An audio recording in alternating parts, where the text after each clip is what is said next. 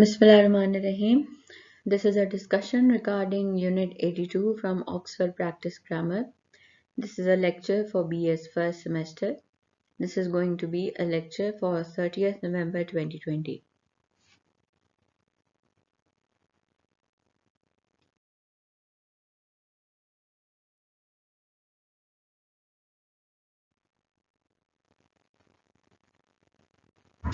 So in Unit 82, we are going to discuss the two nouns together. This means that we can write two nouns to refer to a single thing. We can write two nouns together, one after the another, to use to refer to a single thing.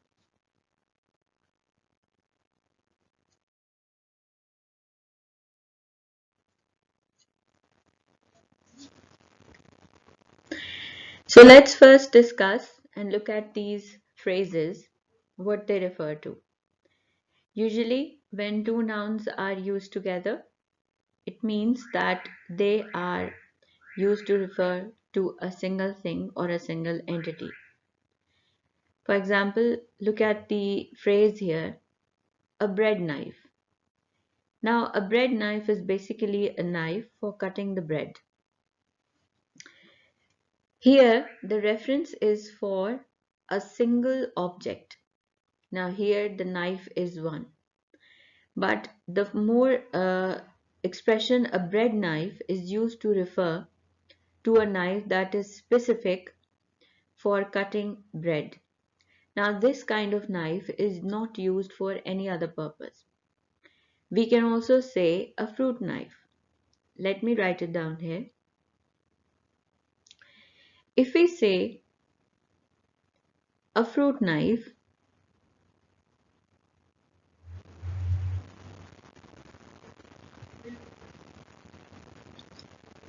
if we say a fruit knife, it means a knife that is used specifically for cutting the fruit.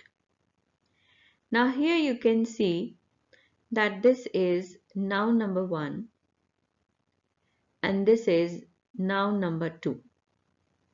If we look at these separately, this is also a noun and this is also a noun.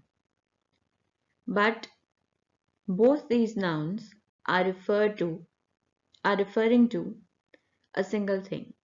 That is a fruit knife, a knife that is used for cutting fruit or specific for cutting the fruit. A bread knife is also specific to cut the bread. Now let's look at the other example, a cookery book, a book about cookery. Now a book is a very common example.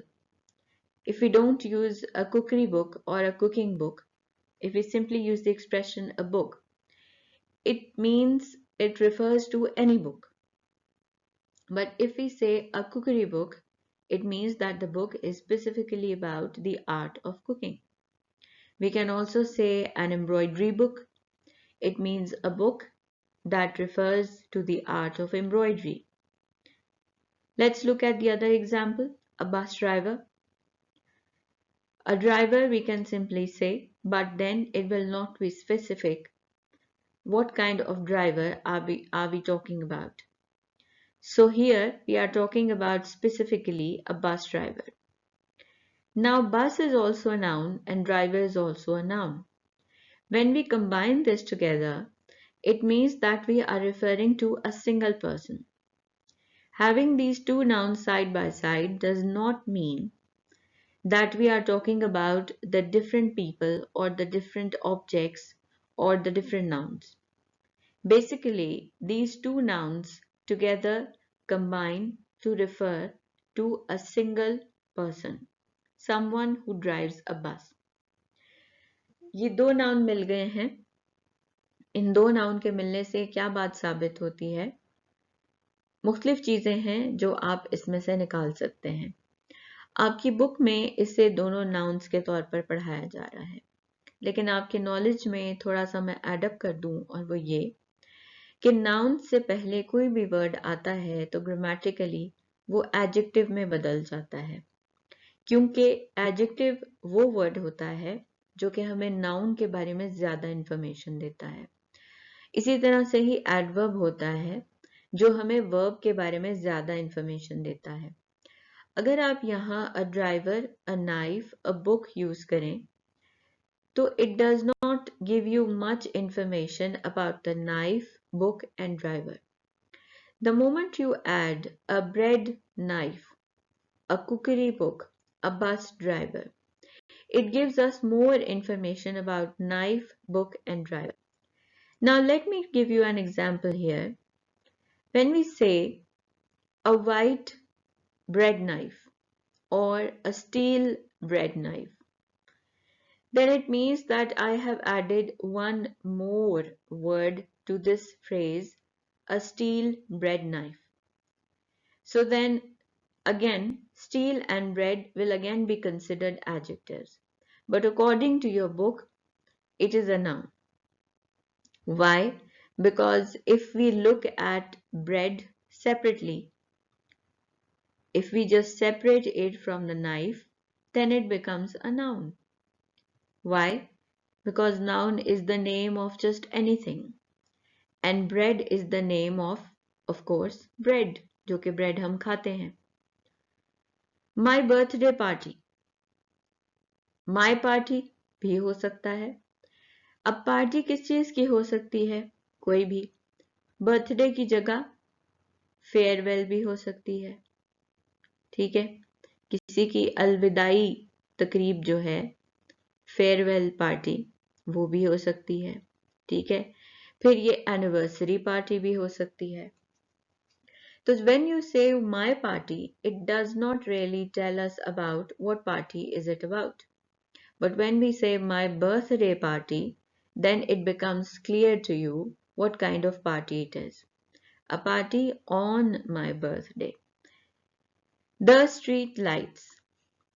When we say the lights, it can refer to any lights. But when we say the street lights, it means the lights in the street. गली के अंदर जो lights side पर लगी हुई होती हैं, तो स्ट्रीट लाइट स्पेसिफिकली उसके बारे में बात करने के लिए. लेट्स से मैं इससे पहले एक वर्ड ऐड कर देती हूं, ब्राइट. आई से ब्राइट स्ट्रीट लाइट्स. तो जैसे मैंने आपको बताया, जितने ज्यादा आप इससे पहले वर्ड ऐड करते जाएंगे, ये हमेशा हमें एक ही चीज के बारे में इंफॉर्मेशन देंगे और वो ये है, और ये नाउन है.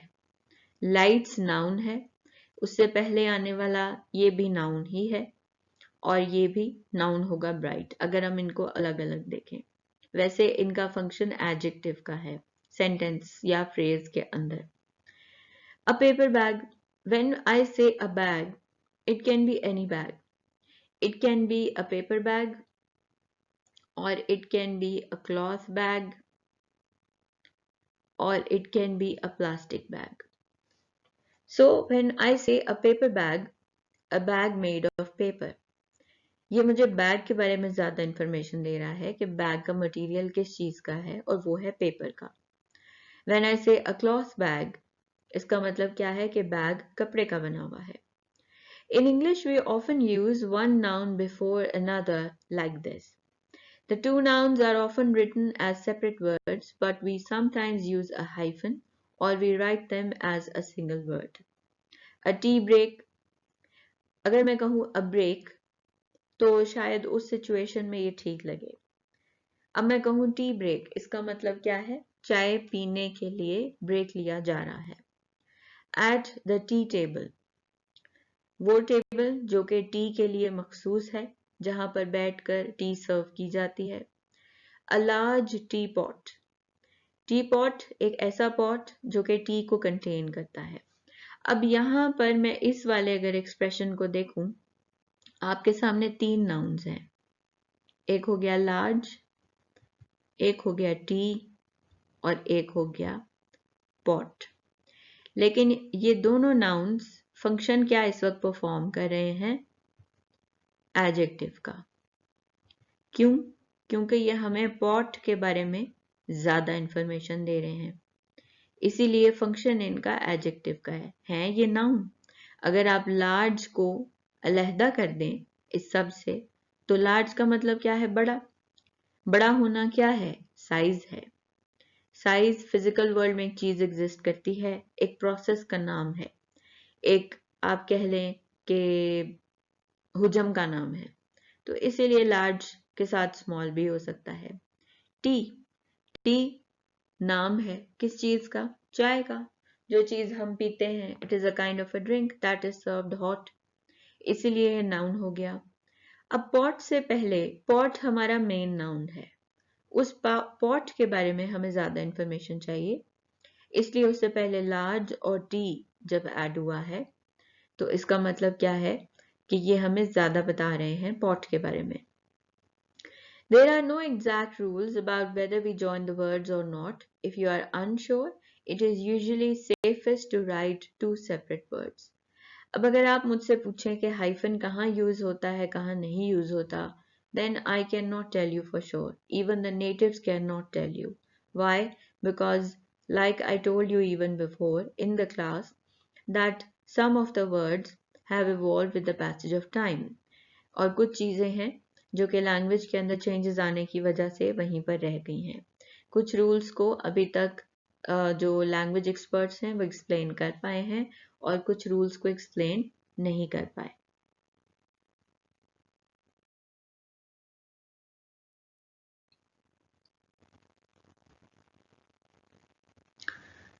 A souvenir shop, etc. Look at these examples. A souvenir shop, a shop selling souvenirs. अब अक्सर कई बार ऐसा होता है जब आपके कोई दोस्त, अहबाब, रिश्तेदार मुल्क से बाहर जाते हैं, तो कई बार आपके लिए उस मुल्क की कोई छोटी सी स्पेशल चीज लेकर जाते हैं। For example, if anybody travels from Pakistan to another country, they might take with them a Sindhi ajrak, a Sindhi topi, and some other things. So these things will be considered souvenirs. And the shops selling them will be known as the souvenir shops. Souvenirs basically are specialized gifts that represent a specific culture. एक खास culture को represent करते हैं। तो अ souvenir shop अगर आप कहेंगे, shop भी कह सकते हैं, a shop simply, but then you will not be clear what kind of shop it is. Can it be a utensil shop? Can it be a crockery shop? It can be any shop. So, to be more specific, आप उससे पहले word लगाएंगे souvenir. Souvenir shop से आपको clear हो जाएगा एक ऐसी शॉप जहां पर souvenirs बेचे जाते हैं. A hospital अगर आप कहें, तो then it will not be clear what kind of hospital it will be. An animal hospital, a hospital simply for human, फिर orthopedic hospital, dermatologist hospital, it can be any hospital. So, using a noun here is very necessary just to make you clear what kind of hospital they are talking about. An animal hospital, जानवरों का अस्पताल. Through the letter box, a box for letters. अब यहाँ पर आपके लिए एक example use हुआ है थ्रू द लेटर बॉक्स। अब लेटर बॉक्स में आप देखें कि यहाँ हाइफन यूज हुआ है, a box for letters. The first noun is usually singular, there are some other exceptions. अब यहाँ पर थोड़ा सा आप कहें कि आपको शायद कंफ्यूजन होगा, आप कहेंगे कि कुछ लफ्ज जो हैं वो एस के साथ ही यूज होते हैं, यानी कि अपनी प्लूरल फॉर्म में ही यूज होते हैं, तो हम उनका क्या करेंगे? तो वो एक सिंपल सी बात है कि आप उनका रूल वही रखेंगे जो हम पिछले यूनिट्स में डिस्कस कर चुके हैं। जैसे कि we discussed about sports, that sports is always used with an S. Then we talked about the goods, goods का क्या मतलब है? चीजें। तो हमने ये भी डिस्कस किया था कि वो एस के साथ ही यूज होता है। देन यूनिट 81 में ही हमने डिस्कस किया क्लोथ्स। क्लोथ्स जो है ना, कपड़े जो कि स्टिच्ड होते हैं, तो हमने वहां पर भी देखा कि ये एस के साथ ही यूज होता है। उसके बाद सेल्स, सेल्स जो है ये भी एक ऐसा वर्ड है कि जो एस के साथ ही यूज होता है, यानी कि अपनी प्लूरल फॉर्म में यूज होता है। तो उसके लिए सिंपल क्या है कि आपने कोई रूल उसमें नहीं चेंज करना। यानी कि स्पोर्ट्स जो है ना, for example let me ask you a question, do you like sports? तो अब मैंने आपको ये नहीं कहा डू यू लाइक स्पोर्ट, ठीक है, मैं आपसे ये पूछ सकती हूँ do you like the sport of football, या फिर सिंपली पूछ सकती हूँ डू यू लाइक फुटबॉल, या what is your favourite sport. तो अगर मैं आपसे जनरली सवाल कर रही हूँ डू यू लाइक स्पोर्ट्स, इसका मतलब क्या है कि मैं आपसे जनरली स्पोर्ट्स के बारे में, खेलों के बारे में ही सवाल कर रही हूँ। अब यहाँ आप देखें कि यहाँ पर सेम नाउन्स कंबाइंड है, अ स्पोर्ट्स डब या अ स्पोर्ट्स क्लब। यहाँ पर ये डब हो गया है, अदरवाइज ये क्लब है। आई थिंक ये यहाँ कुछ थोड़ा सा मिसप्रिंट हो गया है, सो आप इसको करेक्ट कर लें। मैं इसे यहाँ करेक्ट करके लिख देती हूँ ताकि आपको क्लियर हो जाए। आई वॉज थिंकिंग कि ये डब क्या है, आई थॉट कोई नया टर्म है, I was about to pull out my dictionary. Anyway, a sports club. अब यहाँ पर आप देखें कि ये वो नाउन है जो कि हमेशा एस के साथ ही यूज होता है, इसीलिए इसमें कोई चेंज नहीं आया। आगे जो क्लब है वो वैसे का वैसा ही रहा। गुड्स के बारे में हमने डिस्कस किया था कि गुड्स का टर्म हमेशा गुड्स की तरह ही यूज होता है, ये प्लूरल फॉर्म में ही यूज होता है। For example, are there any goods in this box? तो फिर अगर ट्रेन कोई चीजें लेकर जा रही है, गुड्स लेकर जा रही है, तो हम गुड्स को एस के साथ ही रहने देंगे। इसके बाद अ क्लोथ्स ब्रश, एक ऐसा ब्रश जो कि क्लोथ्स के ऊपर इस्तेमाल किया जाता है। अक्सर जो है ना, मैं आपको बताऊं कि बुर आ जाता है कपड़ों के ऊपर, ठीक है, और कोट के ऊपर, स्पेशली गर्म कपड़ों के ऊपर छोटे छोटे से आप देखें ऊपर जो है ना वो दाने बन जाते हैं। तो उसके लिए अक्सर कई बार ब्रश इस्तेमाल किया जाता है, या फिर कोट होते हैं उनको थोड़ा सा क्लीन करने के लिए, उनके ऊपर कुछ चीज लग जाए तो वो ताड़ने के लिए, तो फिर उनके लिए खास ब्रशेस यूज किए जाते हैं। तो अ क्लोथ्स ब्रश, कपड़ों का ब्रश। फिर अ सेल्स कॉन्फ्रेंस, सेल्स के बारे में भी मैंने आपको बताया कि सेल अगर हम एस हटा देंगे तो ये जो है ना ये एक आप कह लें कि वर्ब की शक्ल बन जाएगा। तो यहाँ पर सेल्स जो है उसके साथ एस आना जरूरी है ताकि वो नाउन की कैटेगरी में ही रहे। तो एक ऐसी कॉन्फ्रेंस जहां पर सेल्स के बारे में बात की जा रही है।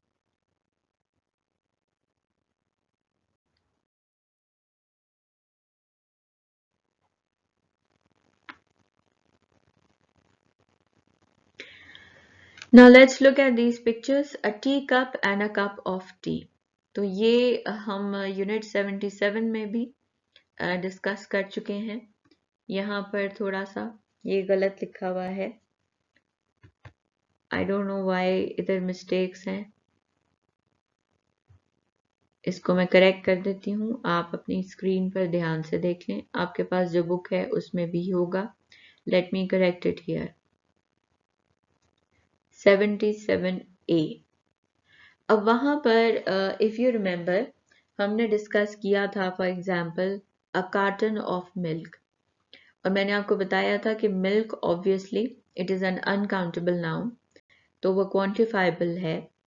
तो वो किसी चीज में जिसमें कंटेन्ड होगा तो हम कार्टन्स को काउंट कर सकते हैं, लेकिन हम मिल्क को काउंट नहीं कर सकते। ऑब्वियसली मिल्क किसी कंटेनर में तो जाएगा, तो अ कप ऑफ मिल्क भी हो सकता है, अ ग्लास ऑफ मिल्क भी हो सकता है, अ कार्टन ऑफ मिल्क भी हो सकता है। तो ये दोनों इसी फर्क को जाहिर कर रहे हैं। Now look at these pictures, यहाँ आपको एक कप नजर आ रहा है, यहाँ एक हुक से वो लटका हुआ है, और इस जगह आपको टी पॉट, मिल्क पॉट, और ये आपको जो है वो कप नजर आ रहा है। Now this is a tea cup and this is a cup of T. A teacup is a cup for holding tea. अब ये खाली है और टी कप इकट्ठे यूज हो रहा है। आप यहाँ देखें इसमें कोई स्पेस नहीं है। इट मीन्स कि यहाँ हम कप के बारे में बात कर रहे हैं। And if you remember I told you before as well that it matters a lot what noun you are referring to, or what thing, what action, what person you are referring to. Situation पर depend करता है कि आप किस चीज को importance देना चाह रहे हैं। देखें, आप कोई भी चीज के बारे में बात करते हैं, हर सिचुएशन का कोई ना कोई सेंटर पॉइंट होता है जिसके बारे में आप डिस्कशन कर रहे होते हैं। तो उस चीज पर जो फोकस होता है वो बहुत सारे हमारी जो कैटेगरी होती है बात करने की, वो उसका डायमेंशन चेंज कर देता है। अब जैसे आप यहाँ पर कह रही हैं अ टी कप, यहाँ पर आप कप के बारे में बात कर रही हैं। मुख्तलिफ तरह के कप्स होते हैं, ठीक है। तो ये वाला जो कप है स्पेसिफिकली जो इस पिक्चर के अंदर दिखाया गया है, now this cup is used specifically for tea. Now there can also be a coffee cup और a coffee mug। जो एक्सप्रेशन ज्यादा यूज होता है वो कॉफी मग में यूज होता है, टी के लिए कप यूज होता है। सो यहाँ पर हमारा फोकस है ये कप जो कि टी के लिए इस्तेमाल होता है। यहाँ पर फोकस है T. A cup of T is a cup full of T. ये एक कप है और इसमें क्या है, इसमें टी है। अब टी जो है ना वो अनकाउंटेबल है, ठीक है, और कप जो है वो काउंटेबल है। यहां मैं आपको लिख देती हूं ताकि आपको क्लियर हो जाए। नाउ टी इज अनकाउंटेबल और कप इज काउंटेबल। मैं आपको कहती हूं आई वॉन्ट सम टी, तो वो भी ठीक है, लेकिन मैं कहती हूं I want to have a cup of tea, I want to have 2 cups of tea, I want to have 3 cups of tea. So we have already discussed this in Unit 77A that when you are using an uncountable noun, तो वो जिस चीज में contained होता है, इस case में cup में, तो फिर कप जो है काउंटेबल होगा। वहां पर मैं उसको प्लूरल करके बता सकती हूँ कि मैं कितने कप्स मांग रही हूँ। Here are some more examples. I picked up a cigarette packet. I picked up a cigarette packet. Packet उठाया। Gary opened a packet of cigarette. यहाँ पर फोकस जो है ना सिगरेट पैकेट पर है, यहाँ पर जो है वो पैकेट ऑफ सिगरेट्स, ठीक है। एक पैकेट उठाया जिसके अंदर सिगरेट मौजूद है। I'll wash the milk bottle. There's a bottle of milk in the fridge. अब आप देखें मिल्क बॉटल यूज हुआ, यहाँ पर जो फोकस है ना वो बॉटल पर है। There is a bottle of milk in the fridge, यहाँ पर फोकस मिल्क पर है। आई होप कि आपको यहाँ से बात क्लियर हो गई होगी।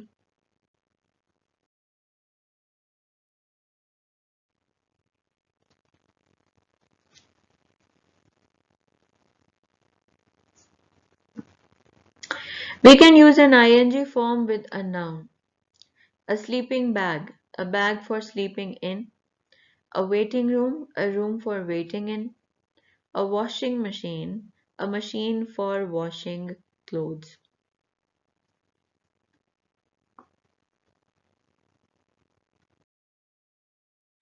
Now if you would let me explain it to you कि ये क्या प्रोसेस है, तो फिर आपको बात क्लियर हो जाएगी। आप कहेंगे ing लगा है, ये तो वर्ब है। नहीं, जैसे मैंने आपको पीछे बताया था कि जब हम एक्सप्रेशन यूज करते हैं, let me right it here, so please have patience with me. यहाँ पर हमने पीछे एक एग्जाम्पल देखा, मैं यहाँ लिखती हूँ तो फिर आपको क्लियर हो जाएगा।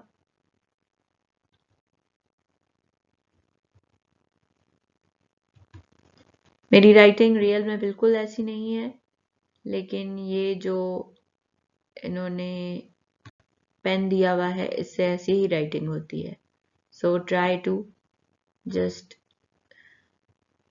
अच्छा, अ स्ट्रीट लाइट। अब मैंने कहा अगर आप इन दोनों को अलग अलग करके देखें तो ये भी नाउन बन जाता है, ये भी नाउन है और ये भी नाउन है। अगर हम एक एक लफ्ज को अलग अलग करेंगे तो ये दोनों नाउन की कैटेगरी में आते हैं। लेकिन इम्पॉर्टेंट बात यह है कि हम अकेले अकेले लफ्ज तो बोलते नहीं हैं, हम तो लफ्ज बोलते हैं जो कि एक सेंटेंस की लड़ी के अंदर पिरोए हुए होते हैं और एक खास सीक्वेंस में आते हैं। I was walking in the street when I looked at the street lights. अब मैंने ये सेंटेंस बना दिया. अनफॉर्चुनेटली मैं यहाँ इतना लंबा सेंटेंस नहीं लिख सकती, तो अगर आप लेक्चर को ध्यान से बेशक बार बार सुन लें और एग्जाम्पल को नोट डाउन कर लें इसको पॉज करके, तो that would be better for you. So I was walking in the street when I looked at the street lights. अब पूरे सेंटेंस के अंदर जो स्ट्रीट लाइट है वहां पर स्ट्रीट बेशक अलग से नाउन है, लेकिन चूंकि हम बात कर रहे हैं यहाँ लाइट के बारे में, तो इस वाले नाउन से पहले जो भी वर्ड आएगा वो हमें इस वाले नाउन के बारे में ज्यादा बता रहा है. If you are listening to me quite carefully, Now this is the main noun. हम इसको हाईलाइट करना चाह रहे हैं. मैं लाइट्स के बारे में बात करना चाह रही हूँ, लेकिन कौन सी लाइट्स है मैं बताना चाह रही हूँ कौन सी लाइट है, तो मैंने उससे पहले स्ट्रीट लगा दिया. अब ग्रामेटिकली ये रूल है कि नाउन को जो भी चीज ज्यादा एक्सप्लेन करेगी, ज्यादा वजाहत करेगी एक सेंटेंस के अंदर, नॉट इंडिविजुअली, सेंटेंस के अंदर, तो वो एडजेक्टिव बन जाएगी. ठीक है, वो एडजेक्टिव बन जाएगी. अब अगर ये आपको क्लियर हो गया है, so let's move forward. Coming back to a sleeping bag. अब आप कहेंगे यहां पर तो आईएनजी लगा है, तो ये तो वर्ब है. मैं आपसे अगर कहूं कि ये नाउन है, तो you should believe me. Why? Let's refer back to this. ऊपर मैंने क्या एक्सप्लेन किया? मैंने आपसे कहा एक सेंटेंस के अंदर जब ये पूरा फ्रेज आता है तो हमने देखना है कि सेंटेंस में उसकी जगह कहाँ है. स्ट्रीट की जगह नाउन से एन पहले है. उसकी जगह की वजह से ये एडजेक्टिव की जगह है. नाउन से पहले हमेशा एडजेक्टिव की जगह होती है. तो स्ट्रीट बेशक जो है ना, आप इसको ऐसे ही तसव्वुर कर लें शादी से पहले की लड़की, कि ये सिंगल स्टेटस वाली है, उसके नाम के साथ मिस लग रहा है. अब उसकी शादी हो गई है लाइट के साथ, तो अब वो मिसेज हो गई, यानी कि उसका तब्दील हो गया टाइटल और वो एडजेक्टिव हो गई. ऐसा नहीं हुआ कि ये लफ्ज या फिर लड़की जो है वो खत्म हो गई शादी के बाद. मकसद ये है बताने का कि उसकी कैटेगरी जो है वो चेंज हो गई, वो डिफरेंट पार्ट ऑफ स्पीच में तब्दील हो गया. उसी तरह ये स्लीपिंग बैग है. यहां पर अगर ये आईएनजी किसी आता है लेट से ऐसे सेंटेंस के एंड पर, लेट से मैं यहां लिखती हूं बहुत ही एक सिंपल और कॉमन सा sentence, I am sleeping.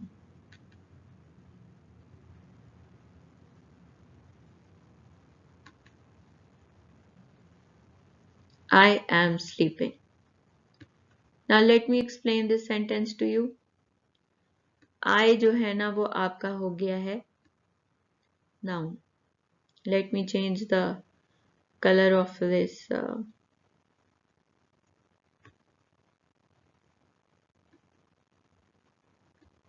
pen. Okay. अब am आपका हो गया है helping verb. ठीक है, और ये आपका है verb. Now this is an active voice sentence जिसमें आपके पास आ गया है subject और फिर आ गया है verb. ठीक है, अब ये खाने होते हैं जिनके अंदर हमने डिफरेंट वर्ड्स लगाने होते हैं. तो अगर हम जो है ना वो खानों के अंदर लफ्ज को हम फिट कर देते हैं, तो वो लफ्ज जो हैं अपनी कैटेगरी बदल जाते हैं. अब जैसे मैंने ऊपर आपको एक्सप्लेन किया, यहाँ जो बैग है ये नाउन है, और मैंने आपको बताया एक सेंटेंस में जो भी वर्ड जिस भी जगह पर आएगा उस कैटेगरी के अंदर आएगा, तो उसकी वजह से उसका जो कैटेगरी है वो बदल जाएगा. यहां पर जो स्लीपिंग है, इसे यहां पर तो ये नाउन का स्पेस है, लेकिन ग्रामेटिकली हम इसे टर्म एक यूज करते हैं और ये बड़ा इम्पोर्टेंट है आपके लिए सीखना। इसे हम जेरंड कहते हैं।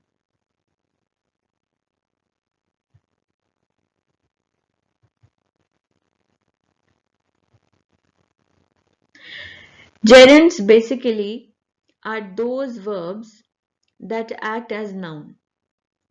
A verb ending with an ing, कोई भी verb नहीं, सिर्फ वो वाला verb जिसके end पर ing आ रहा हो लेकिन वो noun का function perform करे।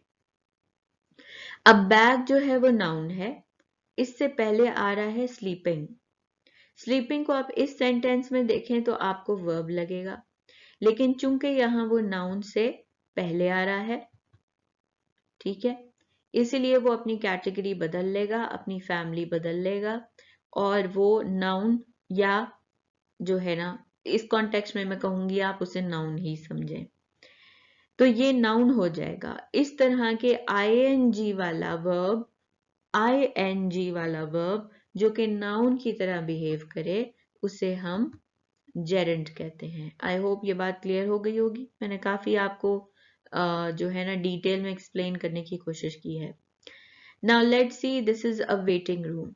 So let me repeat my self quite briefly that a verb ending in an ing, a verb ending with an ing but behaving as a noun is known as a gerund. A waiting room, इंतजार करने वाला कमरा। फिर a washing machine, कपड़े धोने वाली machine, कपड़े धोने वाली machine. So I hope this is quite clear to you.